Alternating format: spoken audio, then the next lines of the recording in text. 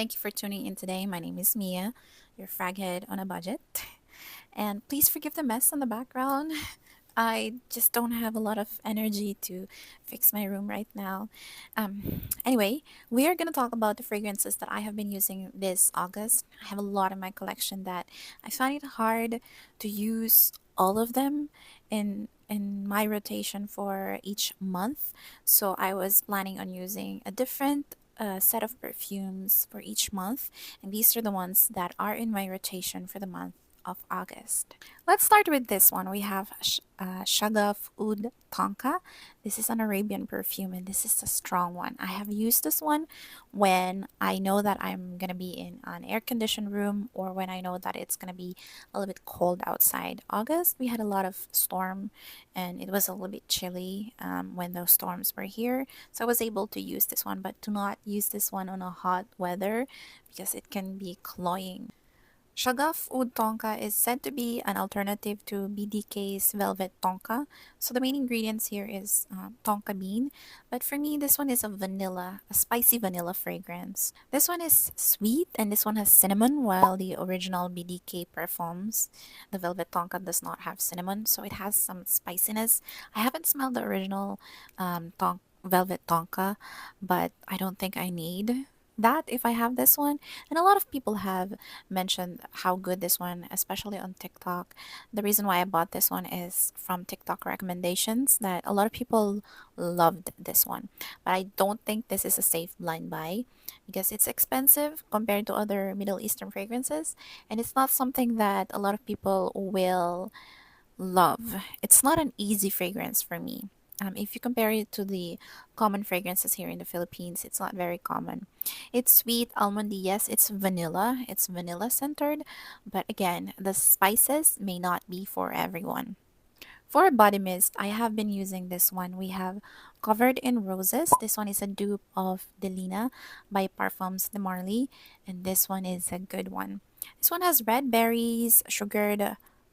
berries, sugared rosebuds, and blush amber. So it has fruitiness, it has florals, and it has some amber in there. The overall description of this one is a fruity floral fragrance.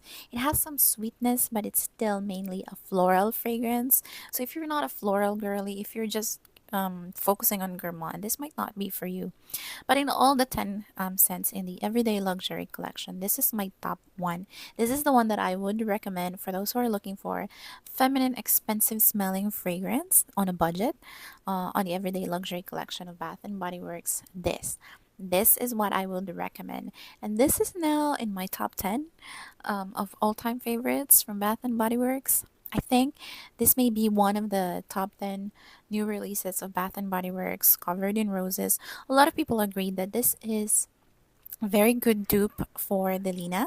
A lot of people confirm that on TikTok and on YouTube. To be honest, I haven't smelled the original Delina, but I have a lot of dupes, and those can be too much of something, too floral, too alcoholic, too different. This one, this one is a very good one, very feminine, very classy on a budget. I would highly recommend that. Another fresh fragrance that I've been using is Le Fleur de Lanvin Water Lily. This one though, I do not recommend you blind buy.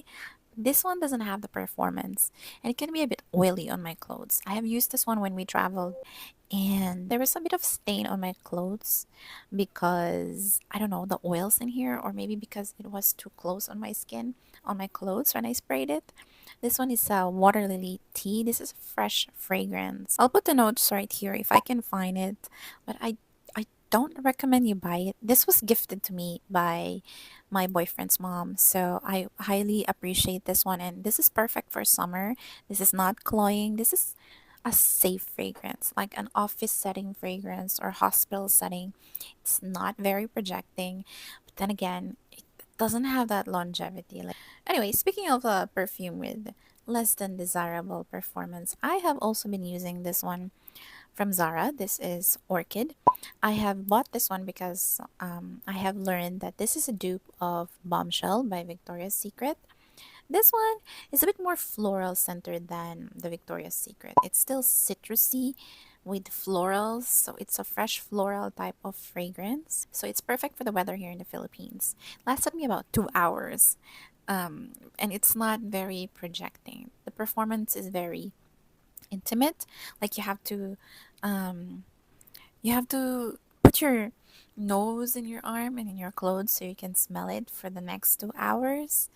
But it has decent projection in the first maybe 10 to 20 minutes. Your the people around you may be able to smell you as you spray it. I know that Zara doesn't really is not known for good performance. I know that when I bought it. I bought another one actually. This is gardenia. The name is actually very misleading. It's not a gardenia fragrance. This is a dupe of the YSL Black Opium, which is not a fresh floral type of fragrance. That one is coffee, vanilla, and a little bit of spices. That one's a warm fragrance. If you look at the notes in Fragrantica, they're almost similar for the main accords, but for the notes, of course, Black Opium has a bit more complicated notes, a bit more complexity in here. It has pink pepper and pear, so some fruitiness. This one, I cannot smell a lot of fruitiness in here. It's quite sharp with that orange blossom for me, but it still has that DNA of the Black Opium, that coffee vanilla notes.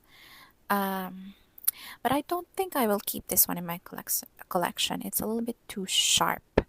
I'm gonna let that one go. I have been testing that one in August, but I don't consider that as a favorite for August. But I just included it here because I've been testing it in August. I think I tested it twice before I decided that it's not worth keeping in my collection.